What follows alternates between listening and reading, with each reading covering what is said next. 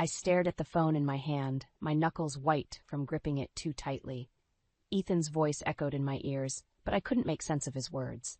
My husband of 15 years, the father of our daughter, was telling me something that shook the very foundation of our life together. "Anna, are you still there?" Ethan's voice crackled through the speaker. I swallowed hard, forcing myself to respond. "Yes, I'm here. I can't believe what you're saying. Elise is pregnant?" "Yes, she is, and she needs our support now more than ever." I closed my eyes, trying to process this information. Elise, Ethan's younger sister, had always been a free spirit, but this was beyond anything I could have imagined. "Who's the father?" I asked, dreading the answer.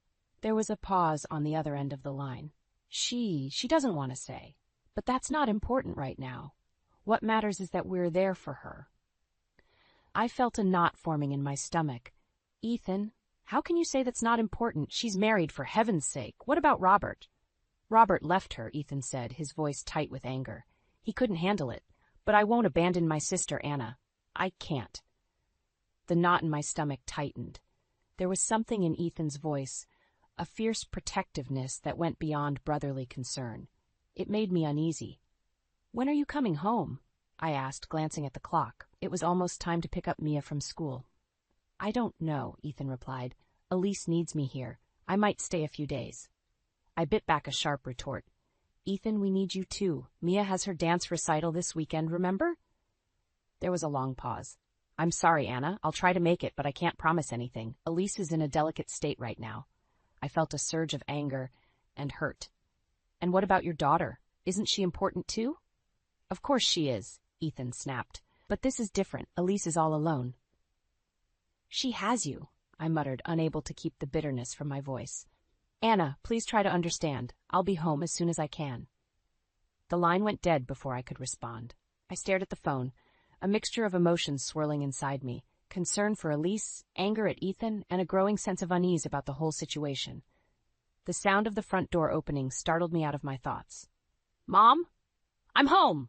Mia's cheerful voice called out. I quickly composed myself, pushing my worries aside. "In the kitchen, sweetie?" Mia bounced in, her backpack slung over one shoulder. At 12, she was the spitting image of Ethan, with his dark hair and bright blue eyes. "Where's Dad?" she asked, looking around. I forced a smile. "He had to go help Aunt Elise with something. He'll be home in a few days." Mia's face fell. "But my recital." "I know, honey," I said, pulling her into a hug. "He'll try his best to make it." As I held my daughter, I couldn't shake the feeling that something fundamental had shifted in our family. Ethan's reaction to Elise's pregnancy, his eagerness to drop everything for her, it all felt wrong somehow. I pulled back, looking into Mia's eyes. "How about we practice your routine one more time before dinner?" Mia's face lit up. "Really? You have time?" "For you? Always," I said, meaning every word. As we moved to the living room, clearing space for Mia to dance, I pushed my worries to the back of my mind. But they lingered there. A shadow over what should have been a normal evening at home. Whatever was going on with Ethan and Elise, I had a sinking feeling that our lives were about to change dramatically. And not for the better.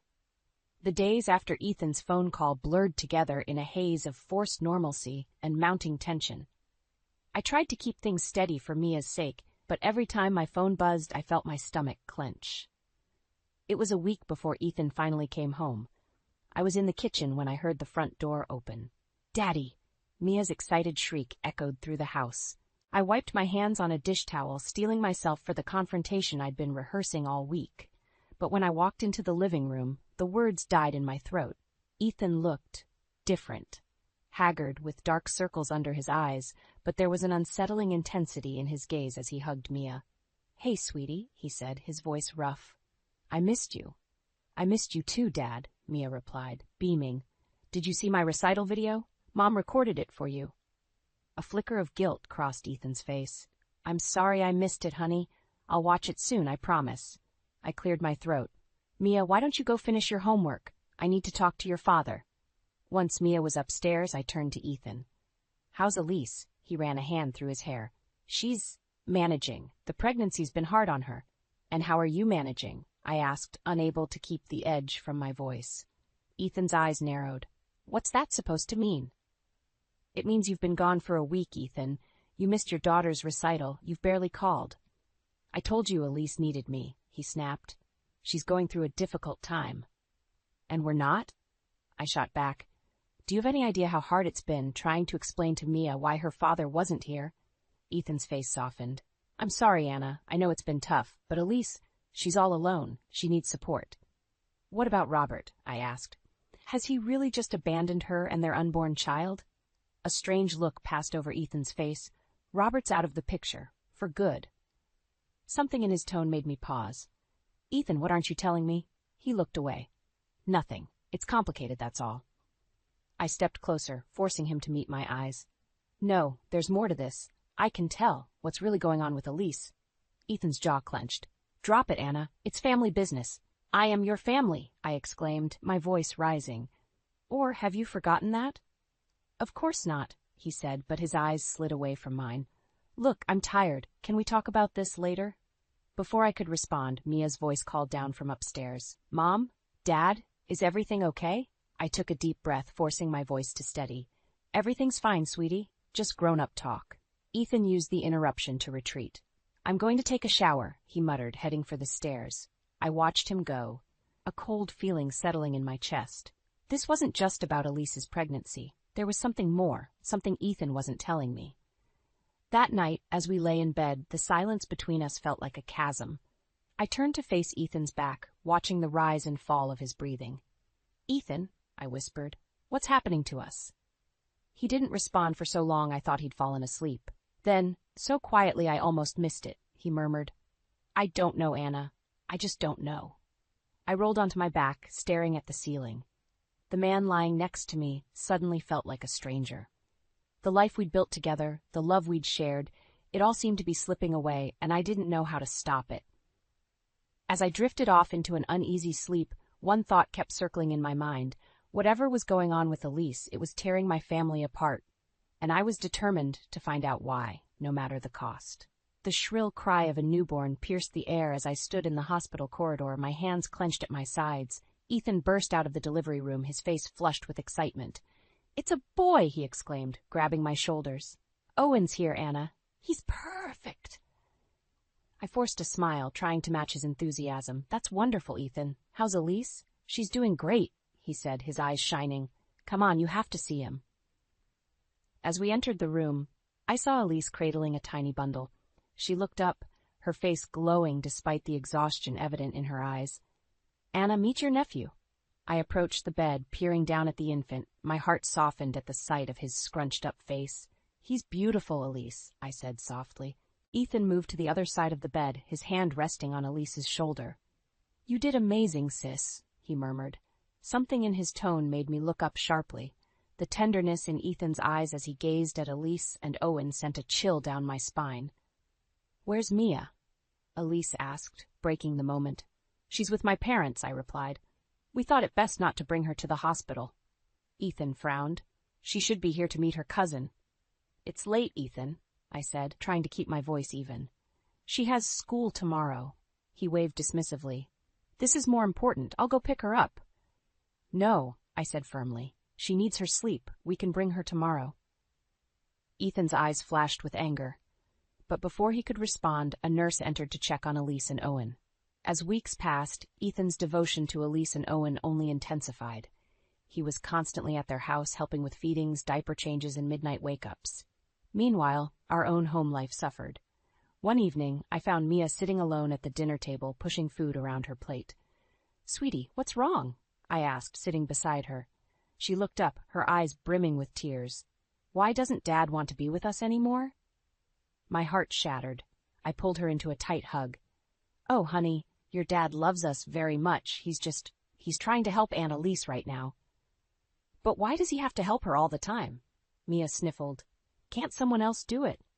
I had no answer for her. The truth was, I'd been asking myself the same question. Later that night, I confronted Ethan as he came home late again. This has to stop, Ethan, I said, my voice trembling with suppressed anger. Mia thinks you don't want to be with us anymore? Ethan's face hardened. That's ridiculous. Of course I want to be with you, but Elise needs me right now. And we don't, I shot back. When was the last time you had dinner with us? or helped Mia with her homework. I'm doing the best I can, Anna, he snapped. Elise is a single mother. She needs support. And what about your own family? I asked, my voice rising. We need you too, Ethan. He ran a hand through his hair, frustration evident in every line of his body. You don't understand. Owen, he needs a father figure.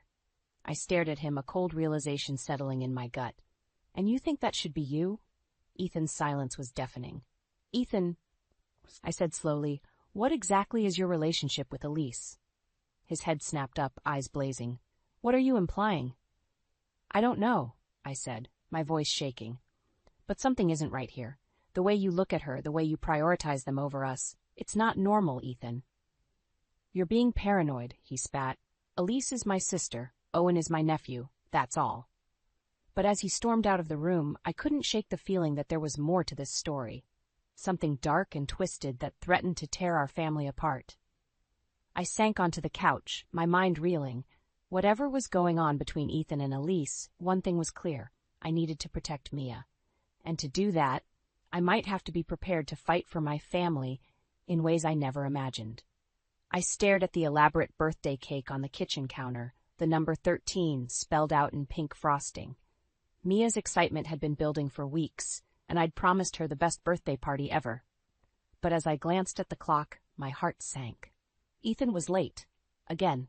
The doorbell rang, and I plastered on a smile as I went to greet Mia's friends. Soon the house was filled with the chatter and laughter of teenage girls. Mia kept glancing at the door, her smile faltering each time it wasn't her father walking through. Mom, she whispered during a lull in the party games. Where's Dad? I squeezed her shoulder.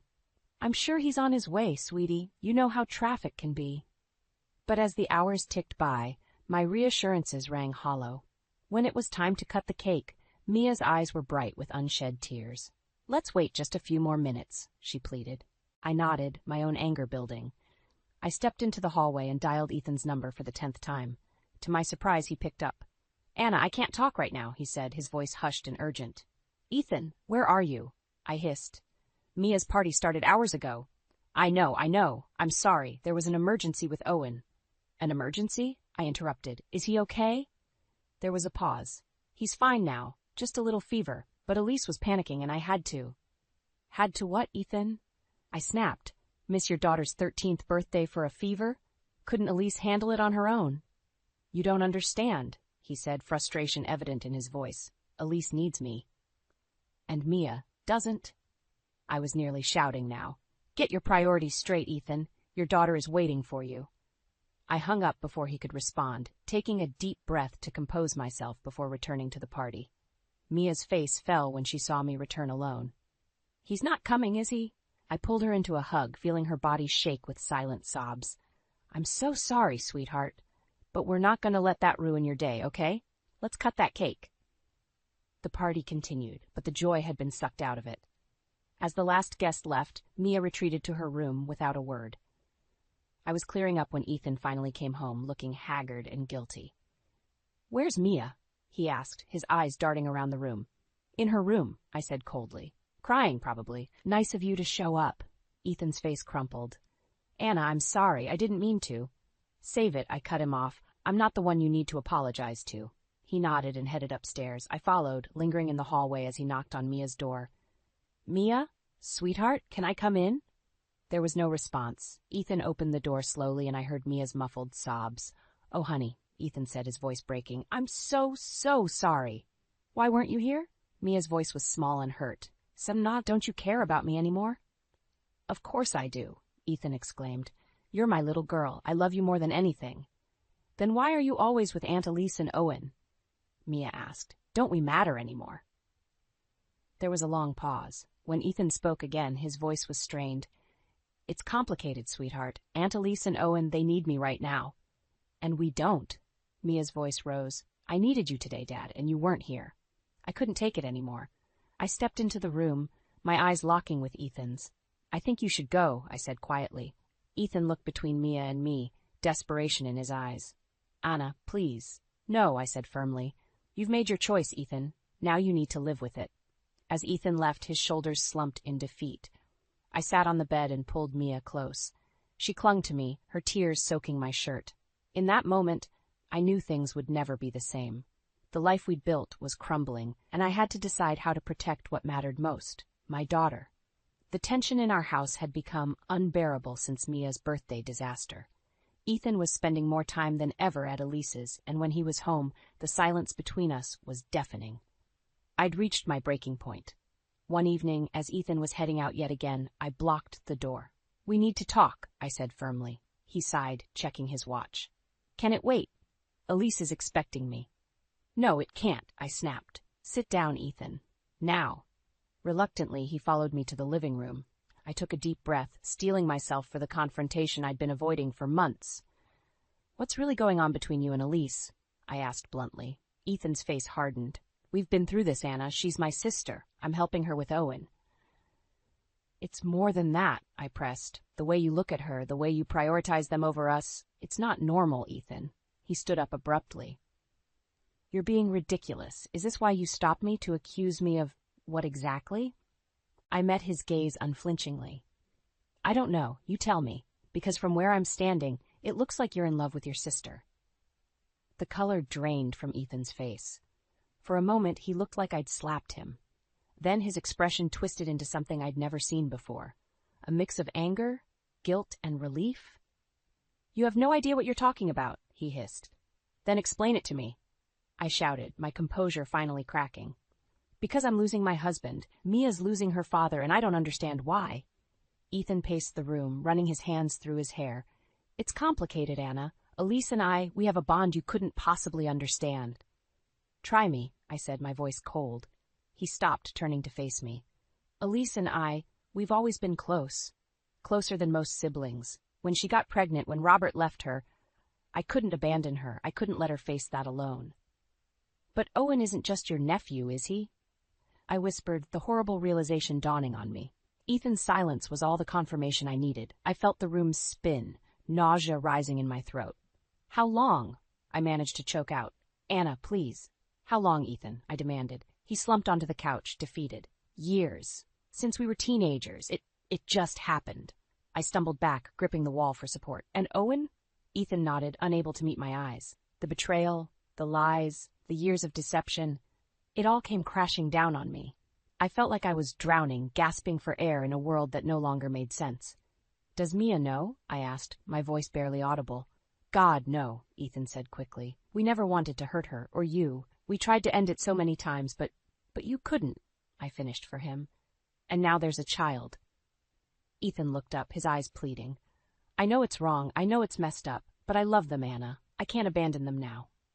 In that moment, looking at the man I thought I knew, I felt something inside me harden. The shock and pain gave way to a cold, clear purpose. "Get out," I said quietly. "What?" "Get out of this house," I repeated, my voice gaining strength. "Pack your things and leave." "Anna, please, we can work this out." "There's nothing to work out," I cut him off. "You made your choice a long time ago, Ethan. Now I'm making mine." As Ethan gathered his belongings, moving like a man in a daze, I sat at the kitchen table, my mind racing. I knew the road ahead would be hard. Explaining this to Mia, dealing with the inevitable fallout when the truth came out, it would be a nightmare. But as I heard the front door close behind Ethan for the last time, I felt a strange sense of calm. The life I thought I had was over, but in its place, I saw a chance for something new. A life built on truth, not lies. A life where I could protect Mia from the twisted web her father had woven. It wouldn't be easy, but as I climbed the stairs to wake Mia and begin the hardest conversation of our lives, I knew one thing for certain. We would survive this. We had to. The invitation to Owen's first birthday party sat on our kitchen counter like a ticking time bomb. Mia eyed it warily, her young face etched with a wariness no 13-year-old should possess. "Do we have to go, Mom?" she asked, her voice small. I sighed, pulling her close. "I think we should, sweetie. He's still your cousin." The truth was, I dreaded this party as much as Mia did. But after months of separation and tense co-parenting arrangements, I felt we needed to make an appearance, if only to show Ethan we were moving on. As we pulled up to Elise's house, my stomach churned. Colorful balloons decorated the front yard, a cheerful facade that felt like a mockery of the turmoil beneath. Ethan greeted us at the door, his smile strained. "Anna, Mia, I'm glad you came." Mia brushed past him without a word, heading straight for a group of cousins in the backyard. I followed Ethan inside, steeling myself for what lay ahead. The house was filled with family members, many of whom shot curious glances our way. I plastered on a smile, determined to get through this for Mia's sake. Elise approached, Owen balanced on her hip. "Anna, thank you for coming," she said, her voice syrupy sweet. "It means so much to us." I nodded stiffly, unable to form words. The sight of Owen, with his familiar blue eyes, Ethan's eyes, made my chest tighten. As the party progressed, I kept a watchful eye on Mia. She seemed to be holding up well, laughing with her cousins and pointedly avoiding Ethan and Elise. It wasn't until the cake-cutting ceremony that things took a turn. Ethan stood up, tapping his glass for attention. "I'd like to make a toast," he announced, his eyes shining. "To Owen, our beautiful boy, and to family, the bonds that tie us together no matter what." His gaze lingered on Elise, and I saw her blush. My stomach turned. "Owen's arrival has made me realize what truly matters," Ethan continued. "Family is everything, and I have a vision for our future, a future where our children carry on our legacy." I frowned, a sense of unease growing. "In fact," Ethan said, his voice filled with misplaced pride, "I've already started planning for Owen and Mia's future together. Wouldn't it be wonderful to see them united, keeping our family's bonds strong?" The room fell silent. I felt the blood drain from my face as the implications of his words sank in. "What are you talking about?" I demanded, my voice shaking. Ethan turned to me, his eyes bright with a fervor I didn't recognize. "Think about it, Owen. Cousins united in marriage. It's perfect. Our family's legacy preserved." I stood up so quickly my chair toppled backward. "Have you lost your mind?" I hissed. "Mia is 13. Owen is a baby. And they're cousins. It's not unheard of." Ethan argued, oblivious to the horrified looks around him. "In many cultures—" "Stop it," I shouted. "Just stop. This is sick, Ethan. You're sick." I scanned the room for Mia, panic rising when I couldn't see her. Then I heard a sob from the hallway. I rushed out to find Mia curled up on the floor, her body shaking. "Oh, baby," I whispered, gathering her in my arms. "I'm so sorry. We're leaving now." Ethan appeared in the doorway. "Anna, wait, let me explain." "There's nothing to explain." I spat, helping Mia to her feet. "Stay away from us, Ethan. I mean it." As we hurried to the car, Mia clung to me, her tears soaking my shirt. "Mom," she whimpered, "what's wrong with Dad?" I held her tighter, my mind racing. How could I protect her from this? How had things gone so terribly wrong? Driving away from Elise's house, I made a decision. This wasn't just about a broken marriage anymore. This was about protecting Mia from a toxic, twisted family dynamic that threatened to destroy her. As we pulled into our driveway, I turned to Mia, my resolve hardening. "Pack a bag, sweetheart. We're going to Grandma and Grandpa's for a while." Mia nodded, relief flooding her tear-stained face. As she ran inside, I sat in the car, my hands gripping the steering wheel. I knew the road ahead would be tough, but I was ready to fight. For Mia, for our future, for the family we deserved. The drive to my parents' house was a blur of streetlights and Mia's muffled sobs. My hands gripped the steering wheel so tightly my knuckles turned white, my mind racing with the enormity of what had just happened. As we pulled into the driveway, my mother rushed out, her face etched with concern. "Anna, what's wrong? Is Mia okay?" I shook my head, unable to form words. We stumbled inside, Mia clinging to me like a lifeline. "It's Ethan," I finally managed to choke out. He's lost his mind." Over cups of strong tea, with Mia safely tucked away in the guest room, I poured out the whole sordid story to my parents. Their faces morphed from shock to horror to outrage. "You can't go back there," my father said firmly. "You and Mia will stay here as long as you need." I nodded gratefully, feeling a small measure of relief, but I knew this was just the beginning. The next morning, as Mia slept, my phone buzzed incessantly with messages from Ethan. "Anna, please, let me explain. You're overreacting. Think of Mia. We can work this out. Come home." I deleted each one, my resolve strengthening with every plea. But then came a message that made my blood run cold. "If you don't bring Mia home, I'll file for full custody. Don't test me, Anna." My hands shook as I showed the message to my parents. "He can't do that, can he?" I whispered. My father's face hardened. "We won't let him. I'm calling our lawyer right now." The next few days were a whirlwind of legal consultations and hushed conversations. Mia wandered through the house like a ghost, her eyes haunted. I tried to shield her from the worst of it, but I knew she sensed the tension. On the fourth day, as I was helping my mother with dinner, the doorbell rang. My heart stopped when I saw Ethan standing there, his eyes wild. "Where's Mia?" he demanded, trying to push past me. I stood my ground. "You need to leave, Ethan. Now. She's my daughter," he shouted. "You can't keep her from me." Mia appeared at the top of the stairs, her face pale. "Dad?" Ethan's expression softened. "Mia, sweetheart, come on, we're going home." I moved to block the stairs. "She's not going anywhere with you." Ethan's face contorted with rage. He lunged forward, grabbing my arm. "You can't do this, Anna. You can't take my family away from me. Let go of her." My father's voice boomed as he appeared from the kitchen, phone in hand. "The police are on their way, Ethan. Leave now, or you'll be arrested." For a moment I thought Ethan might actually hit my father, but then, as if deflating, he released my arm and stumbled back. "This isn't over," he hissed.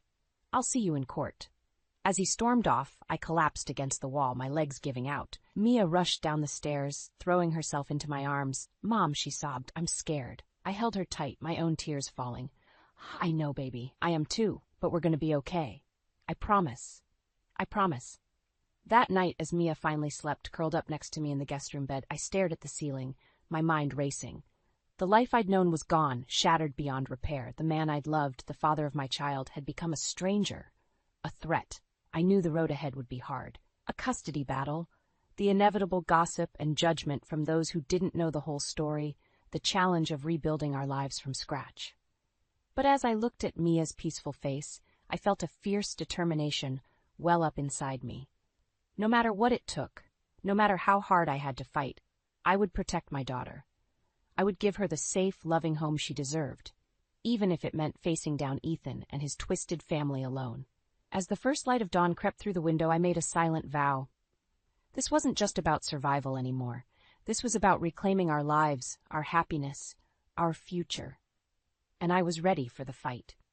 The courtroom felt suffocating as I sat, hands clasped tightly in my lap, waiting for the judge to return with her decision. Mia sat beside me, her face pale but determined. Across the aisle, Ethan glared, his eyes cold and unfamiliar. The past 6 months had been a nightmare of legal battles, therapy sessions, and sleepless nights. But through it all, Mia and I had grown stronger, our bond unbreakable in the face of adversity. The judge entered, her face unreadable. "In the matter of custody for Mia Stewart, I've reached a decision." I held my breath, feeling Mia's hand slip into mine. "Full custody is granted to Anna Stewart, with supervised visitation for Ethan Stewart, for pending completion of mandatory counseling and evaluation." Relief washed over me like a tidal wave. Mia threw her arms around me, tears streaming down her face. "We did it, Mom," she whispered. As we left the courtroom, Ethan approached, his face a mask of anger and desperation. "This isn't over, Anna. I'll appeal." "No, Ethan." I cut him off, my voice steady. "It is over. For Mia's sake, get help. Be the father she deserves." With that, we walked away, leaving behind the shattered remains of our old life. The next few months were a whirlwind of change. We moved into a small apartment, just Mia and me. I found a job at a local community center helping families in crisis. The irony wasn't lost on me, but the work felt right, like I was finally where I was meant to be.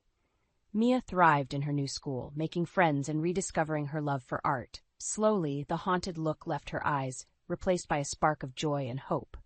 One evening, as we sat on our tiny balcony watching the sunset, Mia turned to me. "Mom, are you happy?"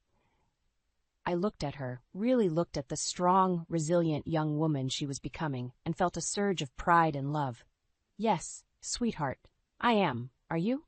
She nodded, a small smile playing on her lips. "I am. I miss Dad sometimes, but I'm glad we're here. Just us." I pulled her close, kissing the top of her head. "Me too, baby. Me too." As the years passed, our little family of 2 grew stronger. Ethan eventually completed his counseling and began supervised visits with Mia. It wasn't perfect, but it was progress. Elise and Owen faded into the background, a painful chapter closed.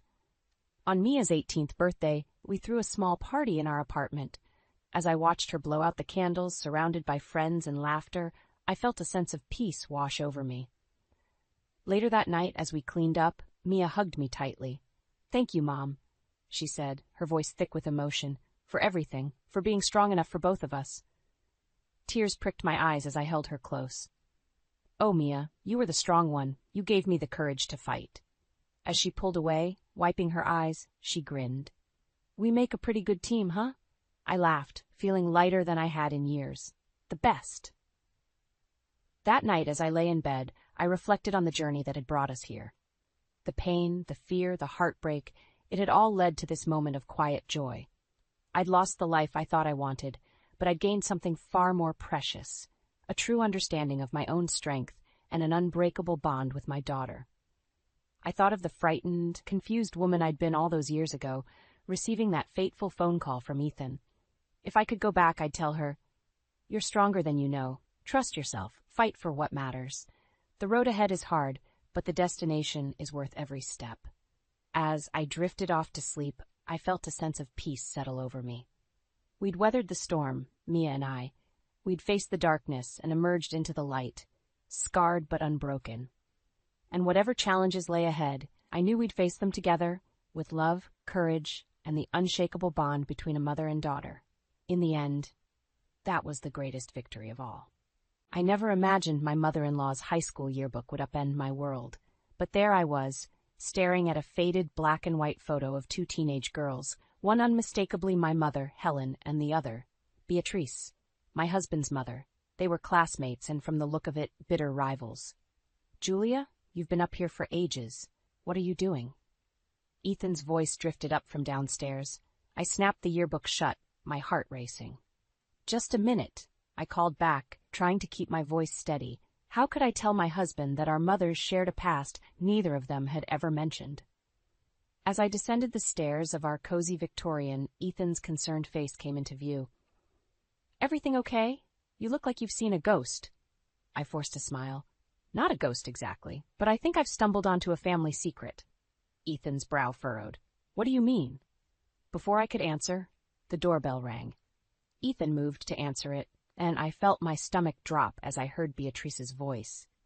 "Darling, I was in the neighborhood and thought I'd pop by."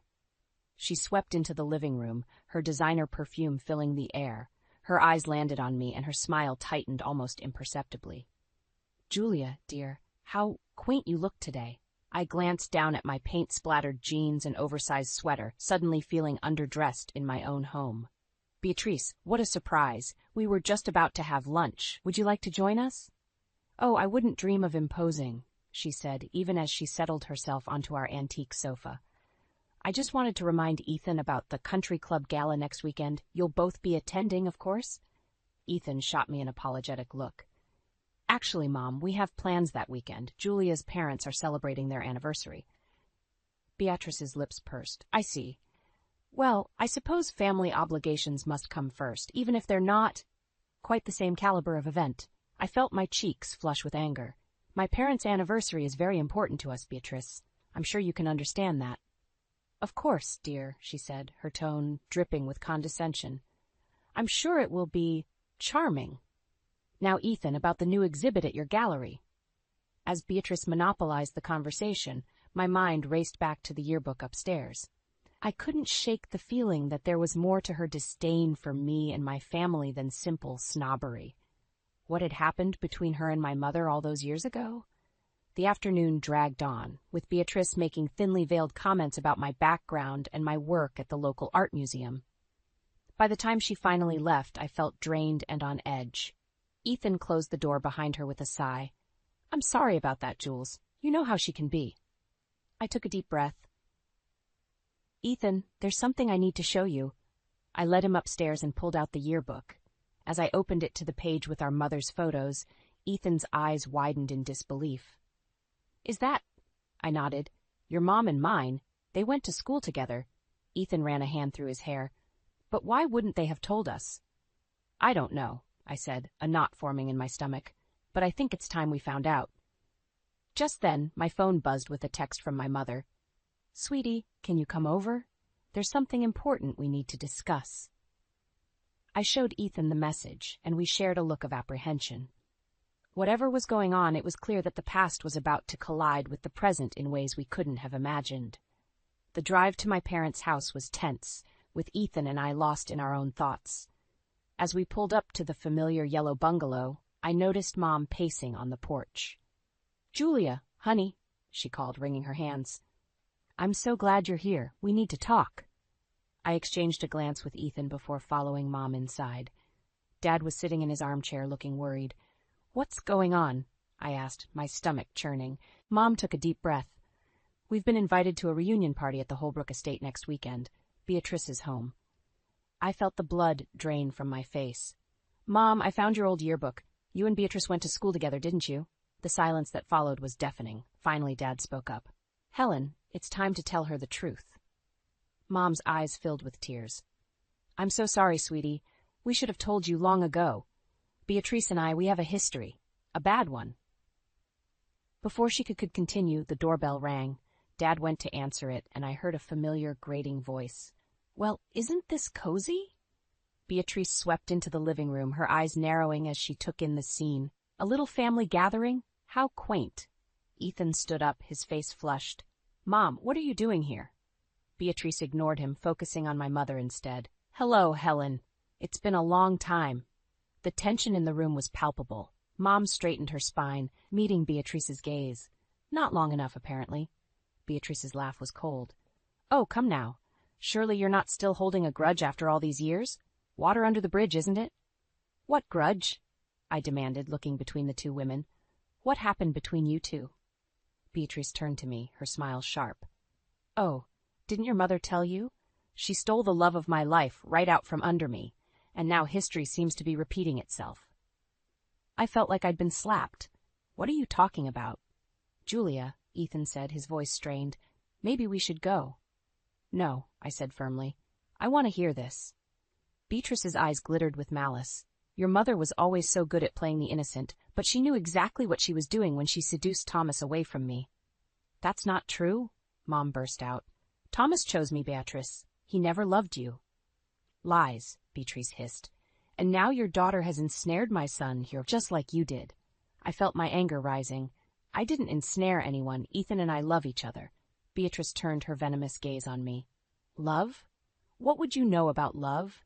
Coming from this?" She gestured dismissively at my parents' modest home. Ethan stepped between us. "That's enough, Mom. We're leaving." As he ushered me towards the door, Beatrice called out, "Don't forget about the reunion, Helen.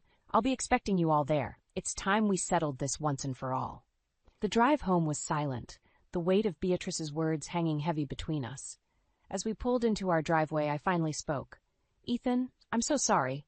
I had no idea." He cut me off with a gentle kiss. "This isn't your fault, Jules, or your mom's.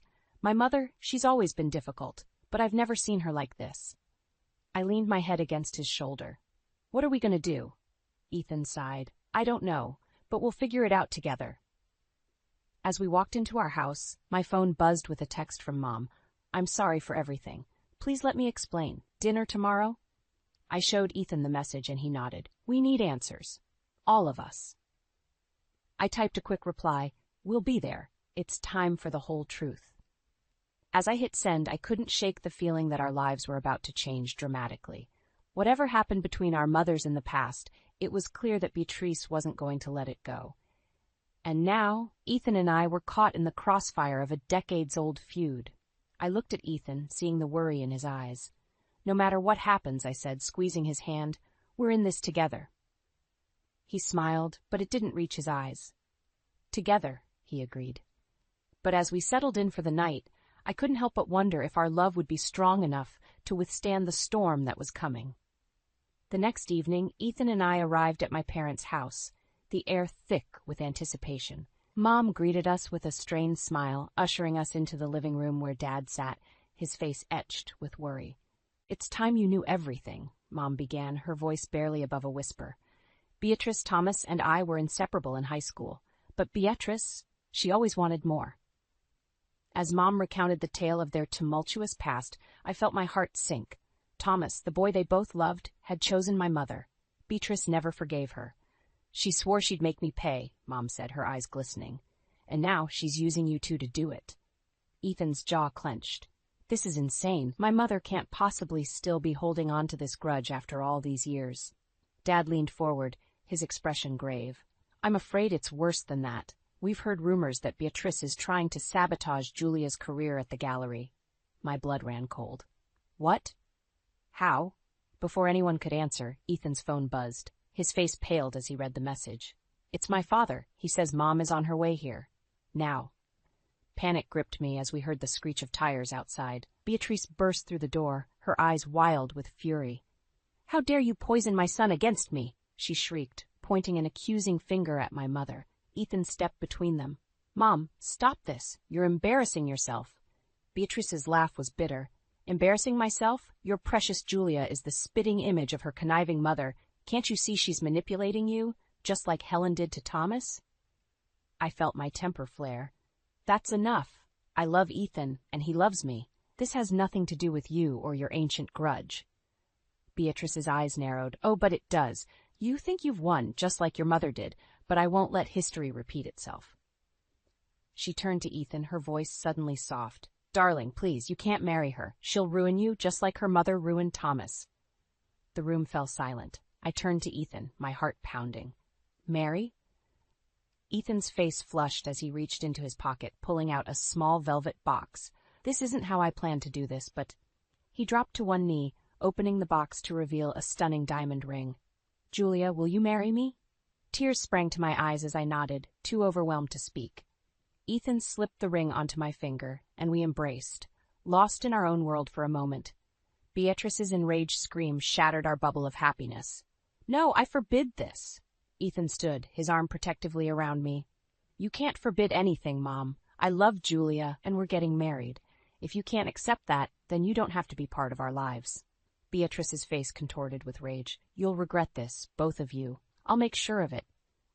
With that, she stormed out, slamming the door behind her. In the stunned silence that followed, my mother approached us, tears in her eyes. I'm so sorry. This is all my fault. I hugged her tightly. No, Mom, this is Beatrice's doing, not yours. Ethan nodded, his expression determined. We won't let her come between us, any of us. As we stood there, our families united in the face of Beatrice's threat, I couldn't shake the feeling that this was just the beginning of our troubles. The ring on my finger, though beautiful, now felt like a target. What do we do now? I asked, looking at Ethan. His grip on my hand tightened. We fight. Together. As night fell, we made plans to confront Beatrice's schemes head-on. But deep down, I knew that our battle was far from over. Beatrice's vendetta had spanned decades. She wouldn't give up easily, and as I caught my reflection in the window, seeing my mother's features mirrored in my own, I realized that for Beatrice this wasn't just about the past. It was about destroying the future she felt she'd been denied. The morning after Ethan's proposal should have been filled with joy, but instead I woke to a frantic call from my father. Julia, it's gone. Everything's gone, he choked out. My heart raced as I rushed to dress. Dad, what are you talking about? The bookshop. We're bankrupt. I felt the floor drop out from under me. The family bookshop had been a cornerstone of our community for decades. How could this happen?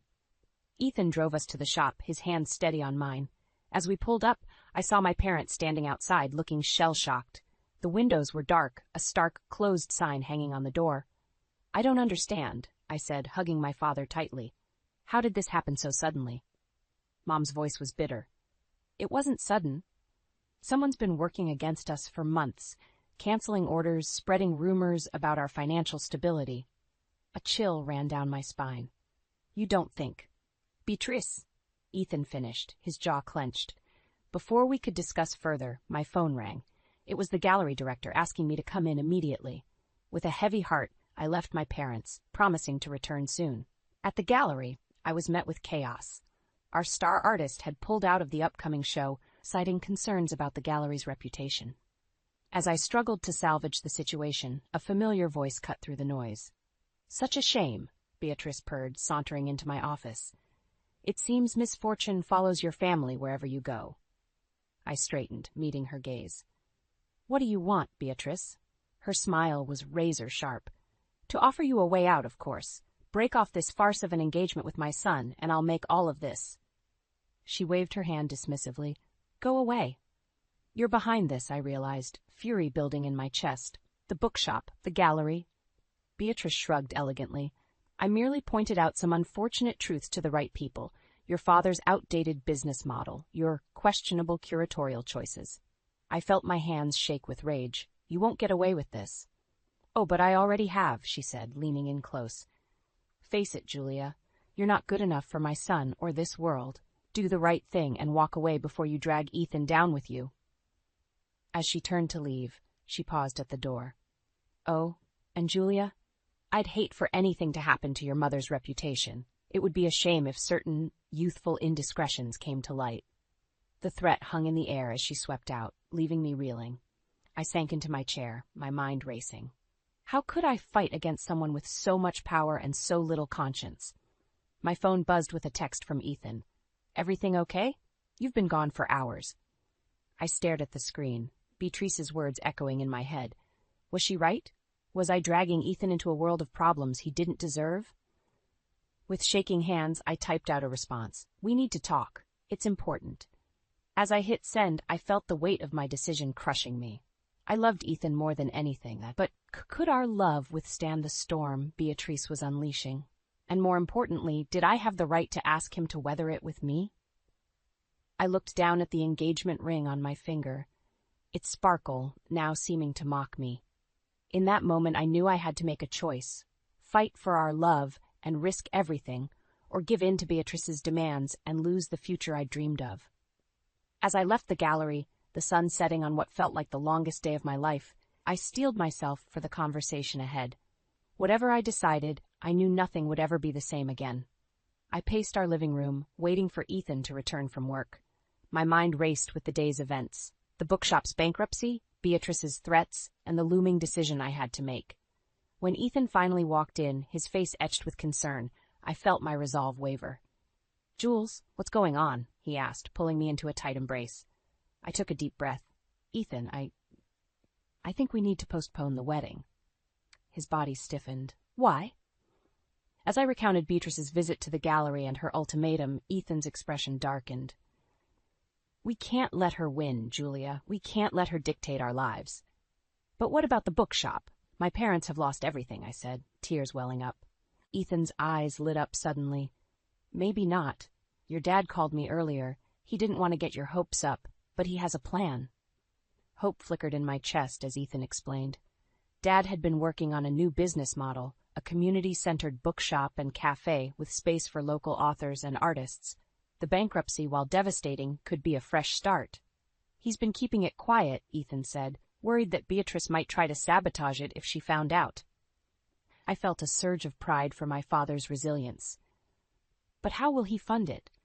Ethan squeezed my hand. That's where we come in. I've been saving for a down payment on a house, but this is more important. We can invest in your dad's new venture. I was stunned by his generosity. Ethan, I can't ask you to do that. You're not asking, I'm offering, he said firmly. We're a team, remember? As we discussed the possibilities, a new determination filled me. We couldn't let Beatrice win, but how could we stop her vendetta once and for all? We need to get to the root of this, I said.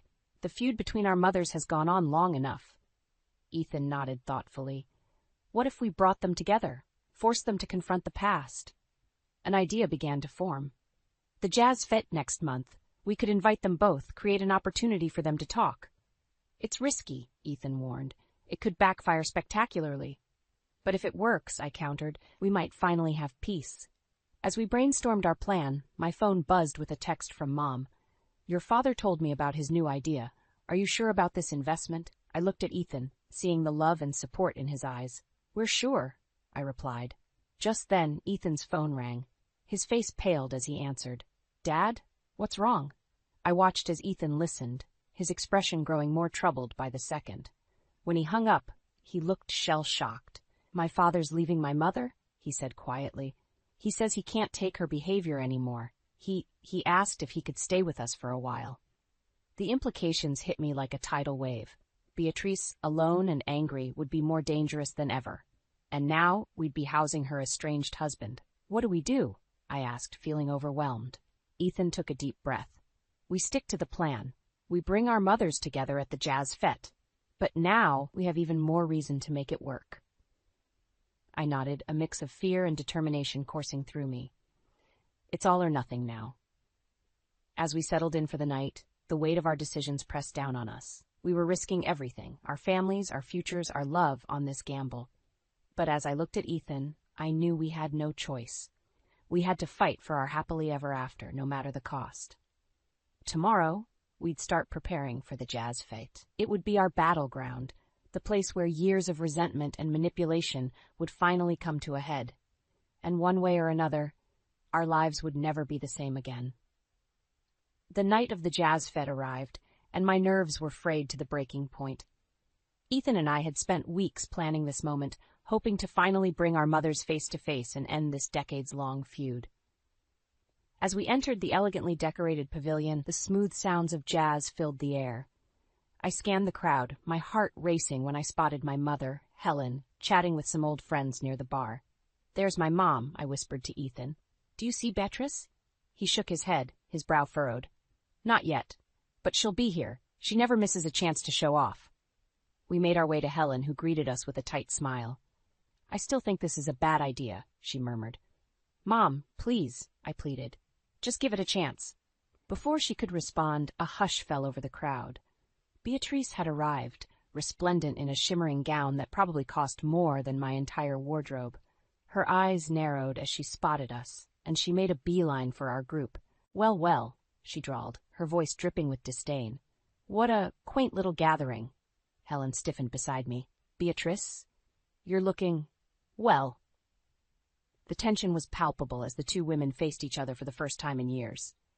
I held my breath, praying our plan would work. Suddenly, a booming voice cut through the awkward silence. "Helen, is that you?" We all turned to see Charles Worthington, a renowned philanthropist, approaching with a broad smile. "I haven't seen you since the last charity gala. Your work with the literacy program has been outstanding." Beatrice's jaw dropped as Charles continued to sing my mother's praises. "You know, Beatrice," he said, turning to her, "you really should get involved with Helen's initiatives. She's become quite the pillar of our community." I couldn't help but feel a surge of pride as I watched Beatrice struggle to maintain her composure. This was exactly what we'd hoped for. A chance for my mother to shine, to show Beatrice that she wasn't the small-town nobody she'd always believed her to be. But just as I thought we might be making progress, Beatrice's eyes flashed with fury. "Oh, Charles," she said, her voice sickly sweet, "you're so kind to humor Helen's little projects, but surely you know about her sordid past?" My mother paled. "Beatrice, don't." "Did you know," Beatrice continued, raising her voice so others could hear, "that our dear Helen once—" "That's enough," Ethan's voice rang out, startling us all. "Mother, this ends now. Your vendetta against Helen, your attempts to sabotage Julia's career and her family's business, it stops here." Beatrice's face contorted with rage. "How dare you speak to me like that? I am your mother." "And Julia is my fiancée," Ethan shot back. "The woman I love. If you can't accept that, then you're the one who'll be left behind." The crowd around us had grown silent, all eyes on our family drama unfolding. I felt a mixture of pride and terror as Ethan stood up to his mother for the first time. Beatrice's gaze swept over all of us, landing finally on me. "You," she hissed. "You've turned my own son against me, just like your mother stole Thomas all those years ago." "No one stole anyone," Helen said quietly. "It's time to let go of the past, Beatrice." For a moment, I thought I saw a flicker of something, regret, pain in Beatrice's eyes, but it was quickly replaced by cold fury. "This isn't over," she spat, turning on her heel and storming out of the pavilion. As the crowd began to murmur and disperse, I felt my knees go weak. Ethan caught me, holding me close. "It's okay," he whispered. "We did it. We stood up to her." But as I looked at the faces around us, my shaken mother, the confused onlookers, and Ethan's determined expression, I couldn't shake the feeling that this was far from over. In fact, I feared we had just ignited a powder keg that threatened to explode and destroy everything we held dear. The aftermath of the jazz fete was like the calm before a storm. For days, an eerie quiet settled over our lives, but I knew Beatrice was plotting her revenge. I wasn't prepared for how swiftly and viciously it would come. It started with whispers. At the gallery, patrons would suddenly hush when I entered a room. At local cafes, I'd catch snippets of conversation. My mother's name, followed by hushed tones and sidelong glances. Then came the cancellations. Donors pulled out of upcoming exhibitions, citing concerns about the gallery's reputation. Artists I'd cultivated relationships with for years suddenly became unavailable. It's Beatrice, Ethan said grimly one evening. She's turning her social circle against us. I felt sick. How can she have so much influence? Before Ethan could answer, his phone rang. It was his father, Marcus. As Ethan listened, his face grew pale. He put the phone on speaker. I had no idea how unhappy I've been, Marcus was saying. Spending time with Helen and Pete, it's opened my eyes. The way Beatrice treats people, the constant manipulation. I can't do it anymore. My heart raced. Was Ethan's father leaving Beatrice? Dad, Ethan said carefully, what are you saying? There was a heavy sigh on the other end. I'm saying I want a divorce, and I'd like to stay with you and Julia for a while, if that's all right. The moment Marcus hung up, our doorbell rang. I opened it to find my mother, tears streaming down her face. Julia, she sobbed, Beatrice, she's telling everyone about my past, things I've never even told you.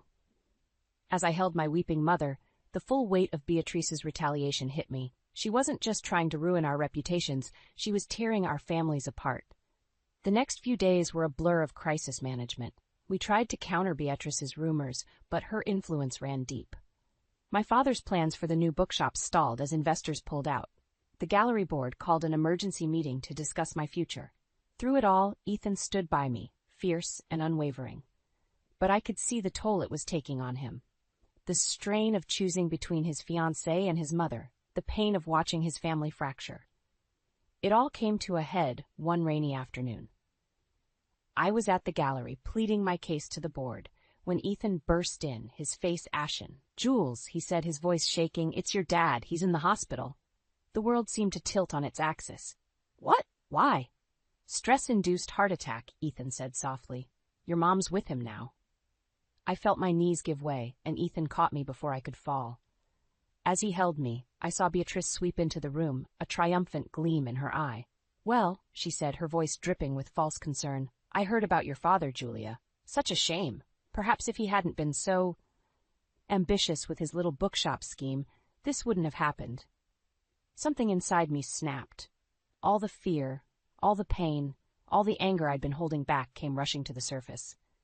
Enough, I shouted, my voice echoing through the gallery. You've won, Beatrice. Is this what you wanted, to destroy everything and everyone around you? Beatrice's smug expression faltered for a moment, replaced by something that looked almost like regret, but I was beyond caring. I'm done, I said, my voice breaking. You can have your social circle, your reputation, everything. Just leave us alone. I turned to Ethan, tears streaming down my face. I'm sorry, I whispered. I can't do this anymore. I can't be the reason your family falls apart. As I ran out of the gallery into the pouring rain, I heard Ethan calling my name. But I didn't look back. I couldn't. Because I knew if I did, I might not have the strength to do what I knew I had to do. To walk away from the man I loved, to save him from having to choose between his mother and me.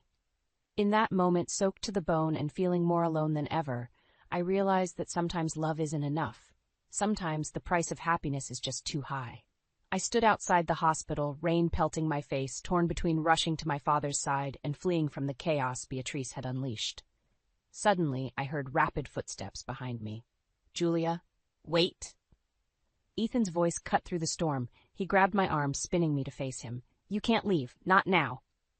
Ethan. No, he interrupted, his eyes blazing with determination. We're not letting her win. Not this time. Before I could respond, Charles Worthington appeared, umbrella in hand. Julia, Ethan, thank goodness I found you.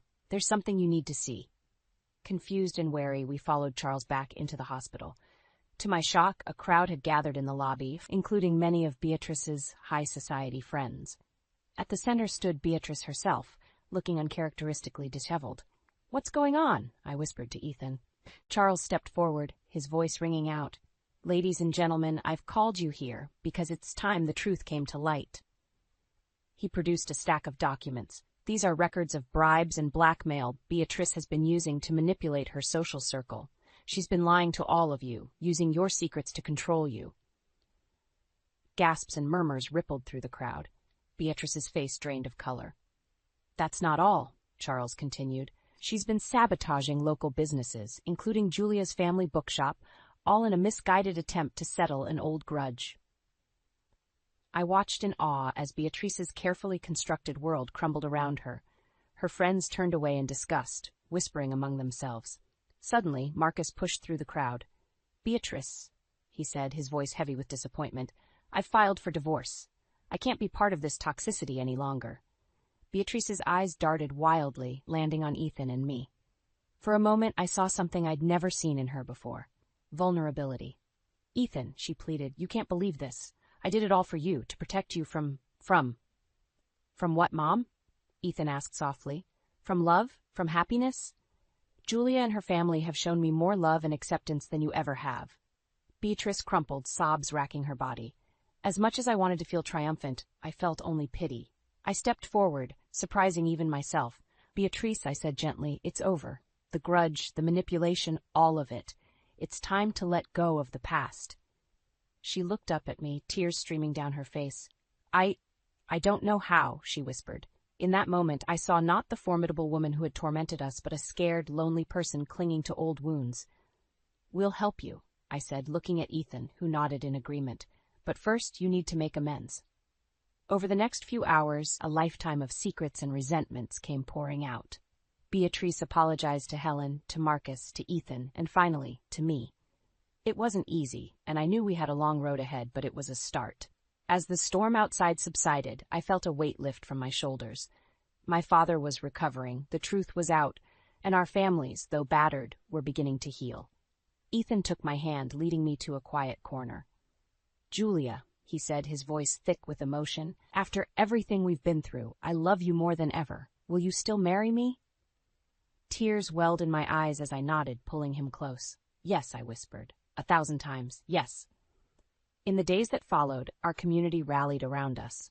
The gallery board reinstated me, investors returned to support my father's new bookshop venture, and even Beatrice, humbled and contrite, began the long process of making amends. As Ethan and I stood in front of our new home, a modest but warm house we'd chosen together, I realized that love truly could conquer all. Not just romantic love, but the love of family, of community, and of forgiveness. We had weathered the storm, emerging stronger and more united than ever. And as I looked at Ethan, at our families coming together to help us move in, I knew that this was just the beginning of our greatest adventure yet. The past no longer held us captive. We were free to write our own story, one filled with love, understanding, and the unbreakable bonds of family, both the ones we're born into and the ones we choose.